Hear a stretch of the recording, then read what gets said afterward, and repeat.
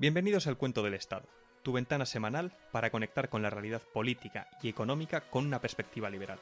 Desde el norte y el sur de España somos Íñigo Sagredo y Miguel Enrile, dos ingenieros apasionados por la economía, la política y la libertad, que venimos a explicar por qué no nos queremos el cuento. Bueno, ¿qué tal? ¿Cómo estás, Miguel? ¿Qué tal, Iñigo? ¿Cómo estás? Aquí otro capítulo. Otro capítulo más del podcast, efectivamente. Este es un tema, pues bastante contradictorio por el título, ¿verdad? ¿Cuál es el título? ¿Por qué vivimos peor que nuestros padres? Uno podría pensar que esto, pues, sorprende, ¿no? O sea, quiero decir, la sociedad progresa, las cosas avanzan, pero sin embargo, sí que hay algunos jóvenes, yo he hablado con algunas personas de nuestra edad, Bastante, diría yo, ¿eh? Mucha gente lo piensa. que tienen la sensación de que vivimos nosotros peor que lo que vivían nuestros padres. E incluso, curiosamente, En su época. efectivamente, O sea, incluso curiosamente, nuestros padres nos dicen que piensan también que hasta cierto punto vivían peor que lo que viven sus abuelos. Pero, sin embargo, pues parece que no debe ser así. Pero ¿por qué hay esta sensación, no? claro, es un poco lo típico que se dice, ¿no? De antes se vivía con un sueldo, antes te podías comprar la casa. Ese tipo de cosas, ese tipo de realidades que habían antes y que ahora parece que no las hay, vamos a desglosarlas en este podcast viendo pues cuáles son las cosas más importantes que han cambiado que hacen que esto sea así. En este podcast en realidad va a haber una parte muy importante que va a ser una crítica al estado de bienestar, pero también va a haber una serie de opiniones que van a ser un poco personales de también cómo han cambiado nuestros hábitos respecto a los de nuestros padres y por qué también esto puede estar afectándonos a la forma en la que vivimos. Entonces vamos a empezar con uno de los problemas más graves que tenemos los jóvenes hoy en día. Y es el tema del desempleo juvenil. La tasa de paro en España en 2022 era de en torno al 29% para los menores de 25 años. Esto es el doble de lo que hay en la Unión Europea. ¿Por qué ocurre esto? Es decir, ¿por qué tenemos una tasa de paro tan alta entre la gente joven? Pues al final eso ocurre exclusivamente por las regulaciones laborales. Y lo vamos a explicar. Por ejemplo, el tema del salario mínimo. Está totalmente normalizado que estés 4 años estudiando una carrera, que no cobres absolutamente nada durante esos 4 años y luego ya accedas a un trabajo que te pague un cierto dinero. Eso está totalmente normalizado. Y lo que antes también estaba totalmente normalizado eran los aprendices. Los aprendices antiguamente aprendían un oficio sin cobrar y no tenían que ir 4 años a una carrera, pero aprendían a hacer el trabajo que iban a hacer. Entonces, hay ahora una realidad donde está prohibido que alguien que no sepa hacer un trabajo, que igual no necesita una carrera de 4 años, pero igual si quieres empezar, no sé, un trabajo normal a ser mecánico y no sabes, pues tendrás que estar un año aprendiendo hasta poder generar el valor para que al empresario le merezca la pena contratarte. Sí, o sea, totalmente de acuerdo, esto lo hemos hablado ya. El salario mínimo al final lo que es puramente es una prohibición para trabajar por menos de cierta cantidad. Que esto apareció muy fuertemente en Estados Unidos como forma de sacar del mercado laboral a los negros respecto a unos blancos que ellos decían, oye, pues yo para protegerme también hacemos esto del salario mínimo. Y, o sea, claramente la intención, lo que hay detrás es bueno, es que todo el mundo cobre más, pero lo quien acaba perjudicando es aquellas personas que si pudiesen estar en el tejido productivo podrían aprender lo suficiente como para, pues al final, después de unos años, pues acabar ganando más dinero de manera pues, orgánica, ¿no? Realmente produciendo más. Pero les marginas, les sacas del sistema productivo y les prohíbes trabajar y les prohíbes aprender. Esto es una gran lacra, sobre todo para los jóvenes. Claro, entonces, ¿cómo se arregla el tema del desempleo? Pues en general, flexibilizando el mercado laboral, quitando regulaciones. Aquí hay una cuestión que hay que tener en cuenta. Que la realidad es la que es y no se puede cambiar. Es decir, si el salario mínimo en España son unos 1.100 euros, que a coste empresa terminará siendo unos 1.500, si tú, joven, no eres capaz de hacer un trabajo que supere esos 1.500, pues ningún empresario te va a contratar, pero ninguno. Y de hecho lo vemos en estas tasas de paro. Entonces, ¿a quién vas a contratar si eres un empresario y puedes elegir? ¿A un joven por 1.100 euros que no sabe? ¿O a una persona que ya tiene experiencia por 1.100 euros? Pues obviamente todo esto va en perjuicio de los jóvenes. Y se ve como una locura que un joven trabajase, no sé, cobrando, imagínate, 500 euros hasta que ya aprenda. Y luego se suele decir mucho el contraargumento. No, pero es que entonces el empresario no le subirá el sueldo. Pues se va a trabajar a otro sitio, porque ya tiene unas habilidades. Esto se ve muy claro cuando quieres vender una cosa. Por ejemplo, quiero vender mi casa. Quiero vender mi casa por un poner, 100.000 euros. La pongo en Idealista, la anuncio, la muevo todo lo que puedo y no se vende. Pues si quieres vender tu casa, ¿qué tendrás que hacer? Pues bajar el precio, ¿no? Obviamente. Igual coges, la bajas a 80.000, haces lo mismo y ya consigues venderla.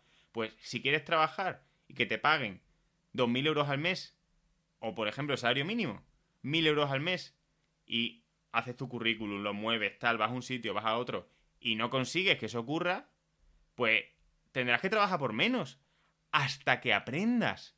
La cuestión es hasta que aprendas, hasta que mejores, hasta que se incremente tu valor en el mercado. Y después de eso podrás trabajar ya por sueldos mejores. Sí, o sea, al final, de cierta forma, el Estado te condena a la precariedad, es decir, te saca del sistema productivo del que podrías empezar a formar parte, a lo mejor por unos salarios menores a los que te gustaría al principio, pero que luego, pues evidentemente, podrías ir subiendo.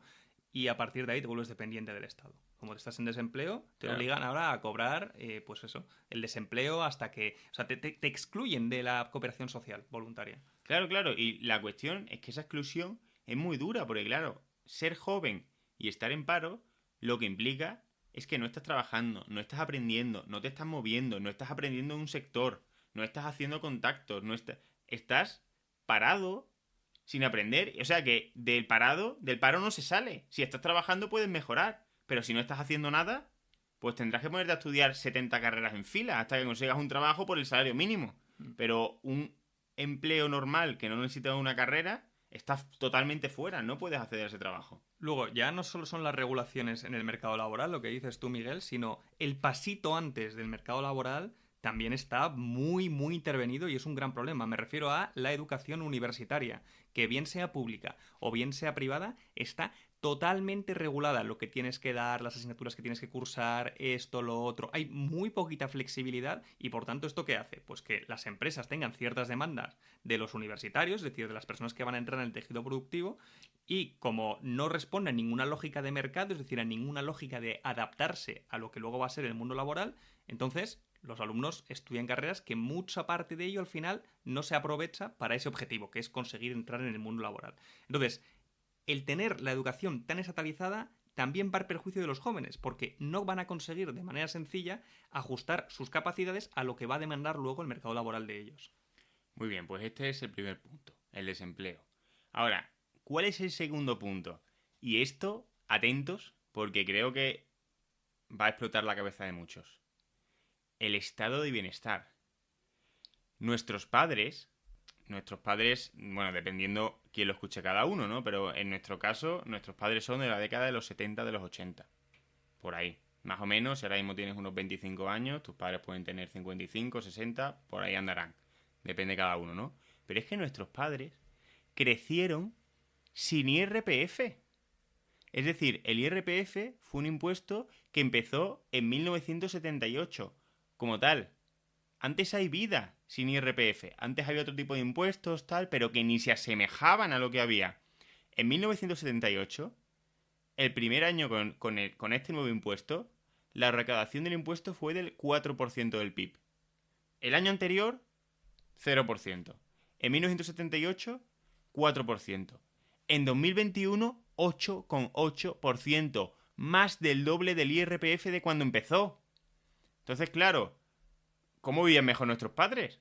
Pues esa losa que tenemos todos del IRPF no la tenían. Otra, el IVA.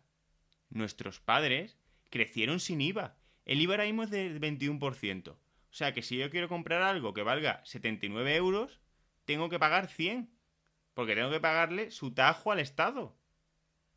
Imaginaos que no hubiese IVA. Entonces, nuestro dinero cundiría un 21% más. El IVA empezó en 1986. No hace tanto. Pero es que además, cuando empezó, era del 12%.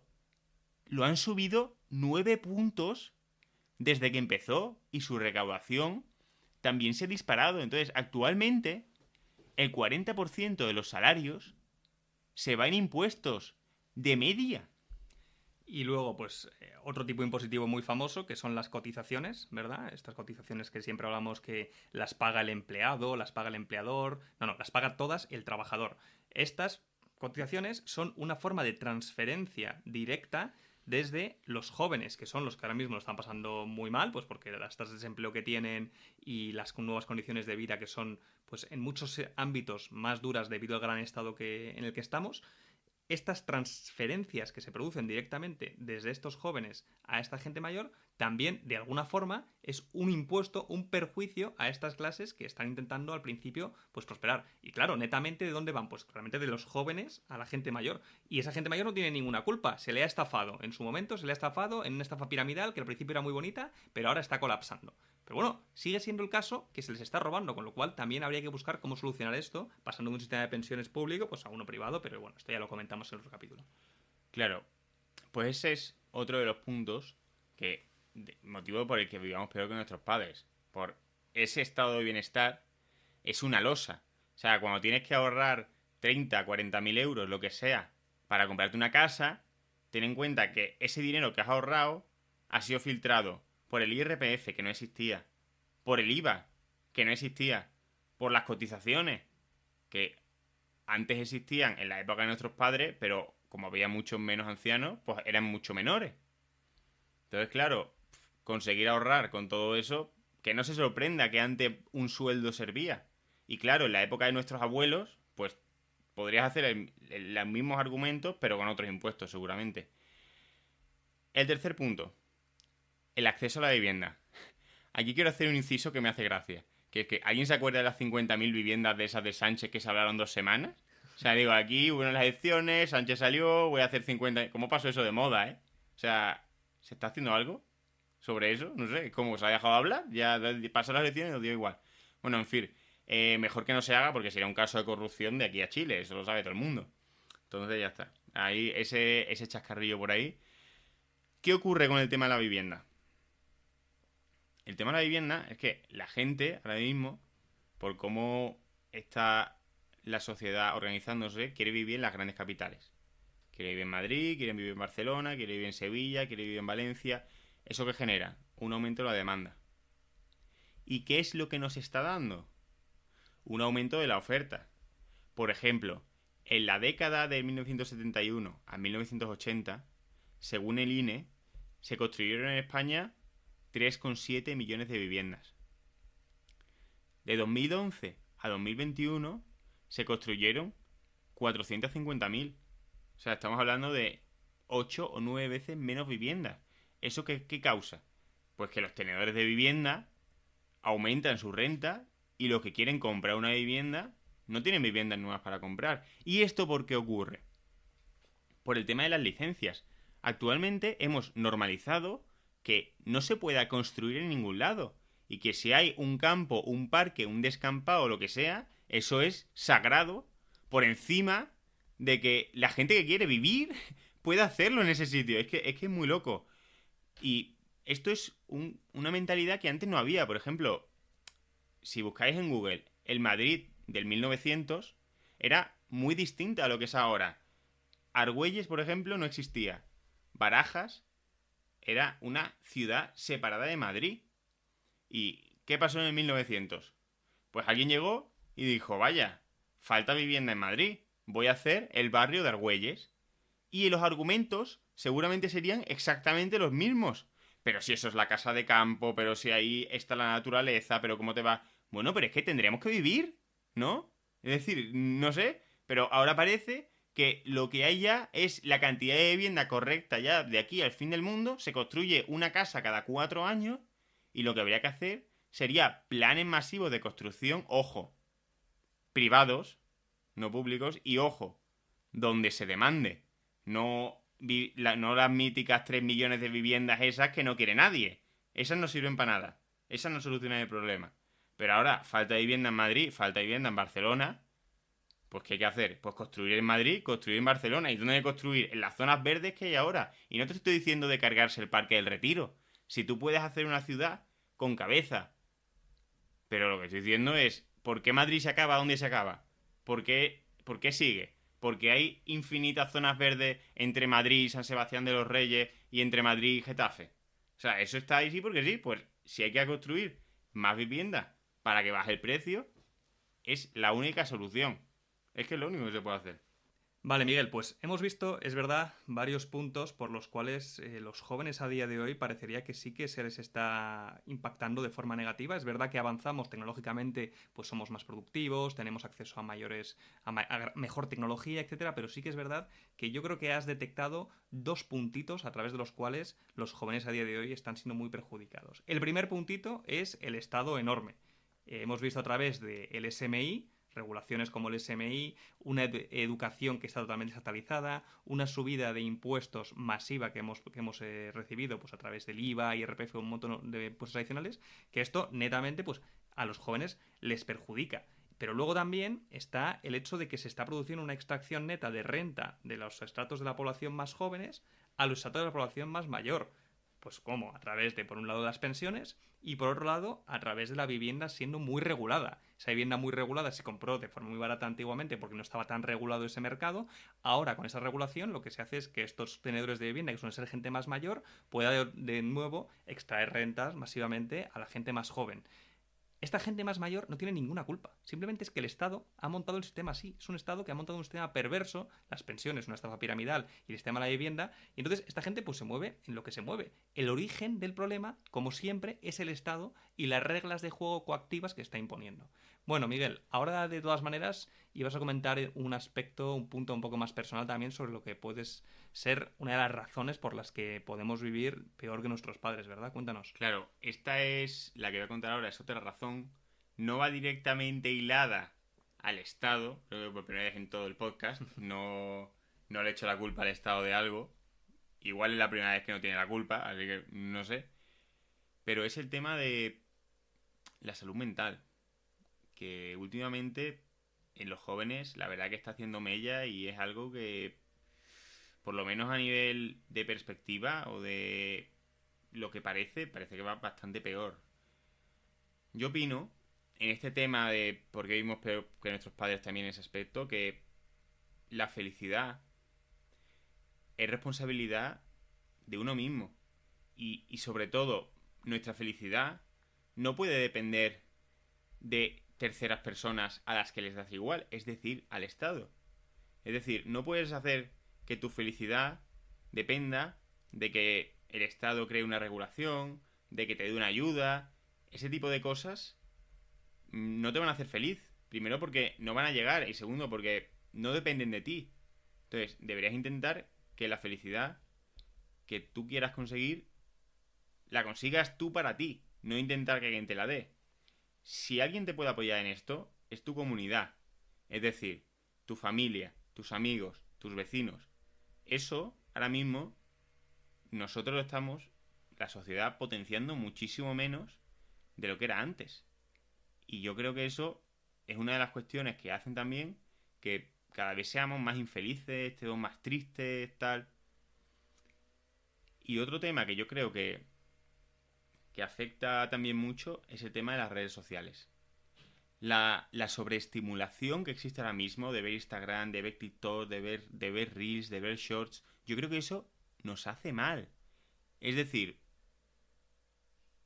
es que parece que si, porque te pones a ver Instagram al influencer de turno y parece que si no te vas a Bali 4 veces al año, 7 veces a esquiar, vas a Marbella, a un superhotel en vacaciones y parece que estás todos los fines de semana saliendo de fiesta, tienes una mala vida. Eso, a mi parecer, no es una vida real, ni siquiera una vida deseable, no es lo que yo deseo. Y particularmente yo, hace mucho tiempo que me borré Instagram. Y se vive perfectamente sin Instagram. Instagram es una aplicación que te crea la necesidad de verla, pero cuando sales, a las 2 semanas, se te ha olvidado.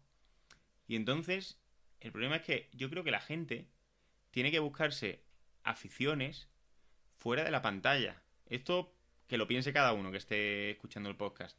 Imagínate que de un sábado por la mañana, por lo que sea, no puedes quedar con nadie. Pues si está tu novia no puede, tu familia se ha ido de viaje por lo que sea, estás tú solo en tu casa. ¿Qué es lo que haces? ¿Tienes algo que puedas hacer que te haga feliz? Cualquier afición, lo que sea. o tu mañana es estar viendo YouTube, Reels y Netflix.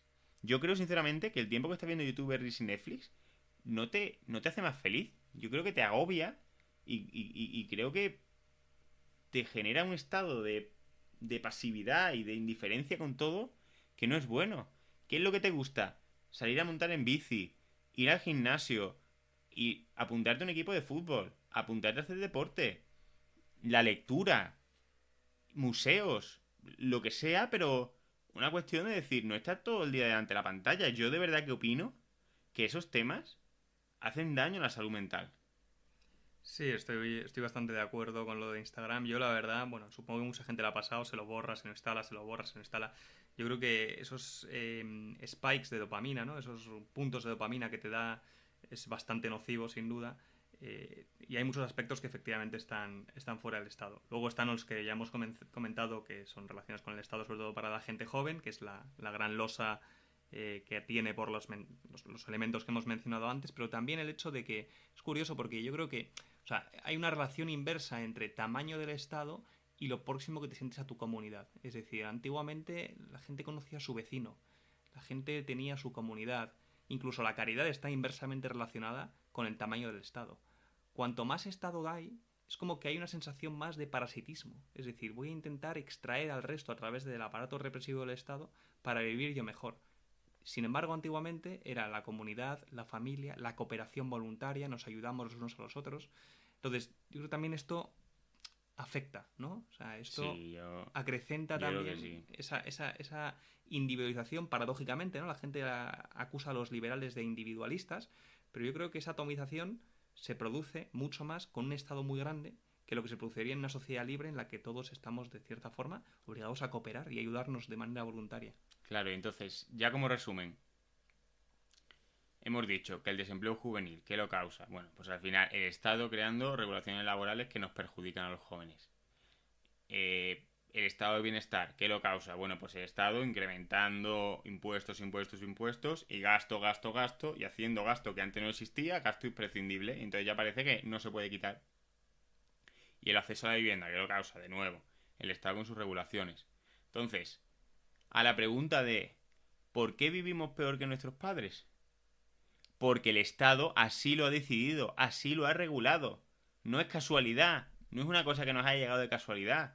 Todas estas cosas son decisiones que se han ido tomando poquito a poquito, poquito a poquito, porque el Estado hace las cosas poquito a poquito. Te va subiendo el IRPF, pero te sube un punto, otro, medio, medio, te bajo el tramo, tal, sube la inflación. Pero no es que una cosa que digas de un día para otro, ¡pum!, 20 puntos de PIB, de gasto público. No, va poquito a poquito. Y entonces así, por eso, hace más complicado que se vea lo que así desglosado parece evidente, que es que ahora mismo tenemos una situación muchísimo peor que la que tenían nuestros padres para hacer su proyecto de vida libre, muchísimo peor, porque nos roban muchísimo más dinero y porque nos ponen muchísimas más regulaciones. Así como punto ya final para terminar, a fecha que estamos grabando esto, de 20 de marzo, los agricultores siguen en la calle. Que es que ya nadie habla del tema. Pero es que siguen en la calle, siguen manifestándose. Justo hoy, cuando estaba preparando esto, lo he buscado en internet, ¿no? Manifestaciones de agricultores, por curiosidad. Y sigue cortando carreteras. Pero es que ya nadie habla. Esto No, es. ahora hablan de Ayuso. Claro, Ayuso ahora todo Ayuso. y lo que Esto es hizo la su novio cuestión antes de ser su de novio. lo que hablamos. Las televisiones públicas, todo eso. Son maquinarias de propaganda. Y aquí se ve perfectamente maquinaria de propaganda. Nosotros que estamos también en Twitter, que nos podéis seguir en la cuenta de El cuento del Estado, El Cuento del efectivamente. Estado, últimamente mirando Twitter, veo que todo es ahora a fuego a por Ayuso. Se ha olvidado el caso Coldo. Y ojo, no decimos aquí que unos sean mejores que otros. Ya habéis visto en otros podcasts que corruptos son todos. Pero que es una máquina de humo, de cortina, de tal. Ahora de repente, venga, muerte contra Ayuso, tal. Y tenemos un caso de no sé cuántos cientos de millones de euros, o bueno, lo que investiguen, que vaya saliendo de ahí, que puede ser. Y alguien relacionado con Ayuso igual ha defraudado 300.000 euros a Hacienda, que es diferente que robar, defraudar es diferente que robar, porque defraudar a Hacienda es que no te roben, y robar, que es lo que han hecho los otros, en órdenes de magnitud de 100 veces o 1000 veces más, el caso que está investigando, ninguna repercusión. Sí, no. Además lo ves muy claro de los mamporreros en Twitter. A nosotros nos hace especial gracia uno, Julen Boleyn o algo así, Sí, sí. Alan Barros, esta gente. Todos son máquinas de propaganda con lo de Ayuso. Es impresionante. Además, el tema de Ayuso, que es eso, una persona que ni siquiera era su novio en ese momento y que luego ahora se está diciendo que a lo mejor María Jesús Montero, que es la de Hacienda, lo pudo haber filtrado, porque se lo dijo a la prensa antes de que lo sacara la propia prensa. Eso es una cosa impresionante y por supuesto eso se va a tener que investigar. Pero bueno, no tiene nada que ver y como vemos aquí son muy espejos, cortinas y todo con, al final, pues la narrativa que les interesa a los políticos. Y al final es que se hila todo. ¿Quién va a investigar eso? Es que ¿quién lo va a investigar? Pues gente del Estado. O sea que ¿llegará algo? Pues no. En resumen, ¿por qué vivimos peor que nuestros padres? Porque el Estado así lo ha decidido. Porque cada vez hay más Estado y tenemos menos libertad de hacer nuestro proyecto de vida como queramos. Porque nos van robando más y más y hace que no seamos capaces de hacer las cosas que hacen nuestros padres.